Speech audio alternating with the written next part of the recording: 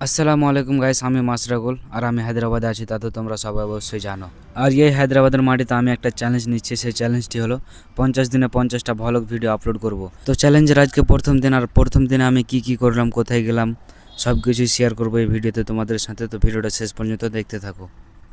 তো বন্ধুরা, আমি সকাল সকাল বিল্ডিং চলে এসেছি, আর আমি একটু হেঁটে যাচ্ছিলাম আমরা যে বিল্ডিংটায় কাজ করি সেই বিল্ডিংটার দিকে।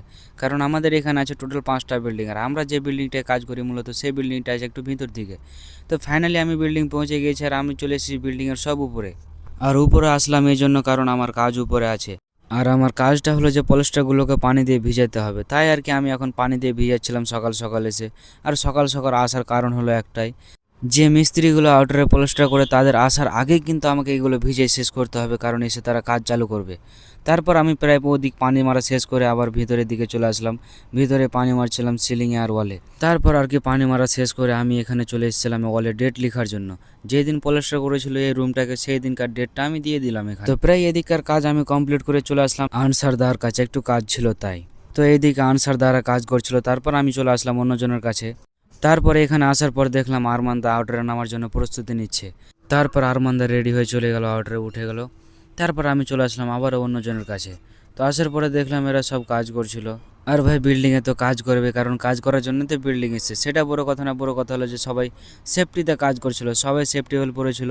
আর ভাই সেফটি বলে একটা কথা সবসময় বলে যে তোমার সেফটি তোমারই জিম্মেদারি। আর সেফটি বলার কথাই কি ভাই, কারণ তুমি কাজ করছো, তোমাকে তো ভালো করে জানা আছে তোমার যে কোথায় কি লাগবে, কোথায় কি পিনতে হবে, কোথায় হেলমেট লাগবে, সব তো তোমার জানা আছে। আর তোমাকে ভাই সেফটিতে কাজ করতে হবে, কারণ একটা ফ্যামিলির দায়িত্ব সবসময় একটা পুরুষের কাঁধে থাকে।